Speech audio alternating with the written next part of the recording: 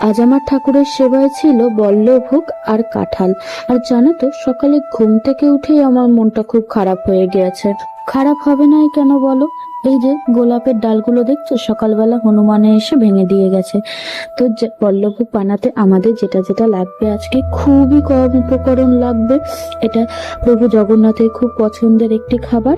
প্রথমেই লাগবে বেশ খানিকটা পরিমাণে ঘি, আমি পরে কিন্তু ঘি অ্যাড করেছিলাম। আর ওই যে বড় এলাচ, জায়ফল, তারপরে ছোট এলাচ, লবঙ্গ, এগুলো আমি গুঁড়ো করে নিয়েছি। এবার আটা দিয়ে ভালো করে লাল করে, আরেকটু লাল হবে, আমি যেহেতু প্রথমবার করছি তাই কম সামান্য লাল হয়ে গেছে। তারপরে এটাকে ভালো করে এরকম ভাবে তেল ছাড়া পর্যন্ত ভেজে নিতে হবে। তারপর কড়াইতে অল্প করে জল দেবে, কিন্তু বেশি পরিমাণে দিয়ে দিও না। তারপরে এর মধ্যে চিনি দিয়ে ওই যে মশলাটা বানিয়ে রেখেছিলাম, গুঁড়ো মশলাটা, ওটা অল্প দিয়ে আরেকটু সাইডে রেখে দেবে, পরে এটা কাজে লাগবে। দেন চিনিটা একটু গলতে দেবে।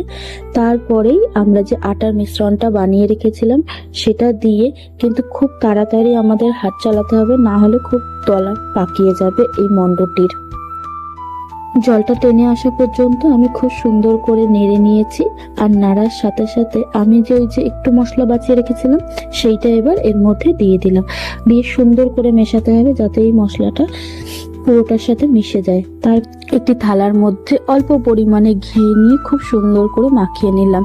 তারপরে ওই হয়ে যাওয়া মণ্ডটি আমি তুলে নিয়ে এর মধ্যে সুন্দর করে একটা শেপ দিয়ে নিচ্ছি, যেরকম তোমরা ইচ্ছা সেরকম দিতে পারো।